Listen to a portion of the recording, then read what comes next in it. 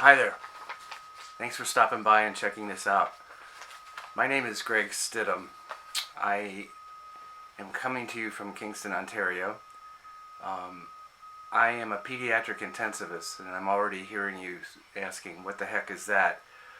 Well, that's the official name for somebody, a pediatrician, who has gotten advanced training and specialized in the care of critically ill and injured children in the environment of an intensive care unit. And I did that for almost 35 years. I retired in 2012, which allowed me to devote my full attention to the passion that was second in my life only to medicine, and that is creative writing.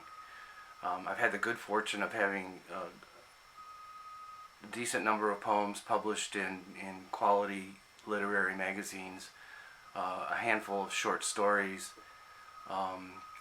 one piece of creative nonfiction, and I have published a memoir which came out in its second edition just in January of this year, 2021, and it's called Blessings and Sudden Intimacies, and it was published by Pathbinder Publishers in Columbus, Indiana.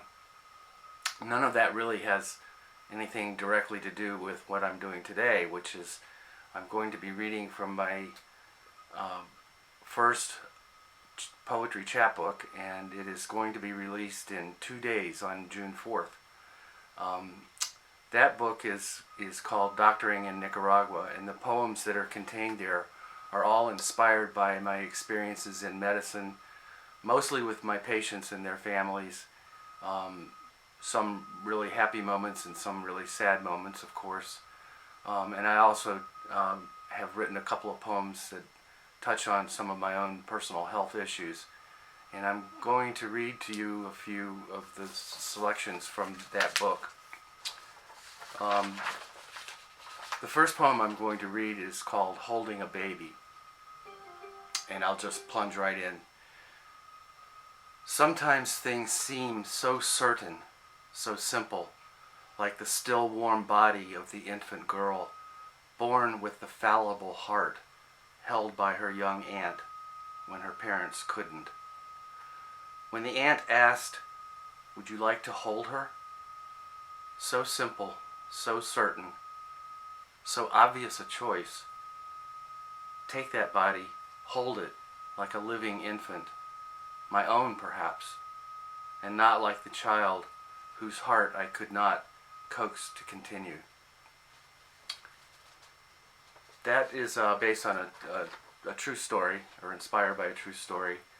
A baby was being cared for in our intensive care unit, and she had a devastating form of congenital heart disease for which there were few options at the time surgically, and she was so ill that she would not have tolerated a surgery anyway, and we were trying to sustain her, but it became obvious that that was not going to be possible. And so we ended up having to discontinue life support, and we usually invite the parents to come in and be with their child during those last moments, and even help with the cleaning up and the bathing and dressing of the child's body. The parents were not able to do that, so this young aunt came in, and she was the surrogate parent for those precious moments. And she did indeed ask me if I would like to hold her, and in many years of doing this, I'd never been asked such a question before, and it took me aback, and then it was, like the poem says, it was so obvious a choice. The next poem is entitled The Lock. In the dim room with curtained glass walls, monitors dark and quiet, I watched him. With tiny manicure scissors, the type used to trim a baby's nails, he snipped a strand of hair from the very back of the boy's still head. A near-perfect blonde ringlet he gently slid into a Ziploc baggie. Pausing, he placed the lock in the outer pocket of his duffel bag, likely stuffed with clean and dirty socks, and underwear from 3 bedside days and endless nights sleeping stiffly in an overstuffed chair. He kissed the boy's forehead, stood and turned, nodding to me, and walked out the door.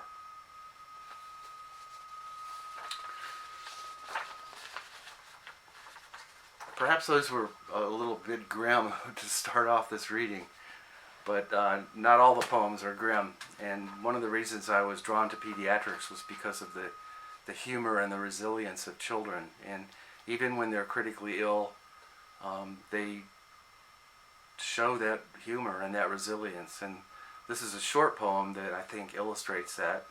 It's called Osteosarcoma. And for those of you who may not know what that is, it's a type of bone tumor, and it usually affects the lower extremities, the lower part of the leg most often, and it's more common in children than it is in older people. So, osteosarcoma. 8-year-old amputee attempting wheelchair wheelies, caroms off hallway litters in stops, points to the bandaged thigh stump. Hey, want to see me wiggle my little leg?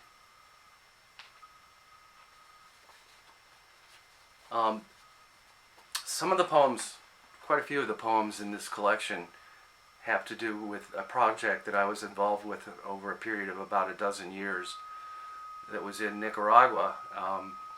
We would put together teams of medical personnel, surgeons, ICU doctors, nurses, respiratory therapists, and we would go to the children's hospital in Managua, where they had no resources to treat children with congenital heart disease. They had no surgical programs of any sort that could even attempt that.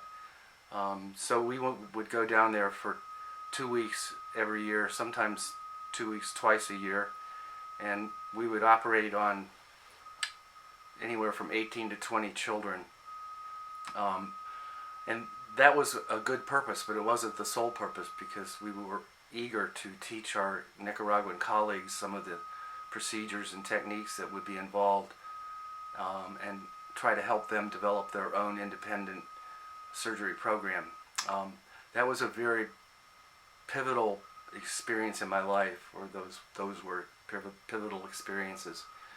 And this next poem is the one that lends its title to the title of the collection. It's called Doctoring in Nicaragua.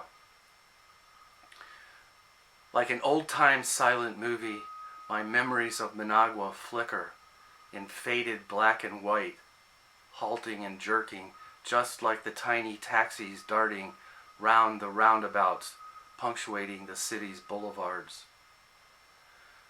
Nurses in starchy white uniforms, housekeepers with mops at attention, black-haired children with zippered chests, healing hearts beating beneath bandages with the newfound certainty of a metronome. The next poem is also based on some of my experiences in Nicaragua, and it's called Central Market, Managua. Squalor on 3 sides. Ahead, booths aplenty filled with geriatric fruits, others with rancid meats hanging from splintered rafters, chickens and pigs, poor people hawking goods, toothpaste and fake leather belts, hammocks and wood carvings. But then the women, beating dough with bare fists, making tortillas on hot skillet surfaces, all in rhythm, like hearing prayers while attending Mass. This last poem that I'm going to read today is one of the few that has to do with some of my own health issues. And just to give a little background, I was diagnosed in 1992 with multiple sclerosis, and based upon what I knew about that disease, I thought my days were certainly limited in number and probably also in quality of life, and I was pretty darn scared. Fortunately, however, I have had probably the most benign course of MS that I've ever heard of, and I'm relatively well to this day. Um, However, in 2006, related to the MS, I experienced a tonic-clonic seizure, which in the old days was called a grand mal seizure. And ironically, it happened while I was in the middle of rounds in the intensive care unit, of which I was the director. Um, kind of embarrassing. Um, I had about, I think, maybe 2 seizures more in the next 2 or 3 weeks until the medications got adjusted appropriately, and I've not had another one since. But the chilling afterthoughts after that experience, they do remain with me. But this poem is called New Epileptic. Stooping now to retrieve a dropped pen, then standing again, an act so ordinary, the brief passing vertigo, once unnoticed, now triggers thoughts of unruly neurons plotting their next choreography, the next slapstick they'll direct at my expense, my pride, perhaps even my breath. Well, the good news is that last possibility didn't pan out, and I'm still here. Um, and with that, I'll close, and I'd like to say thank you for your attention and your interest. If your interest has been sufficiently piqued, that you'd like to read the collection in its entirety, again, it's called Doctoring in Nicaragua. It's published by Finishing Line Press in Georgetown, Kentucky. It's available hopefully at your local independent bookstore. If not, you can purchase it online or from the publisher itself. You can just go to their website. So until next time, I'll say farewell, and I hope you all have a splendid and COVID recovering summer. Goodbye.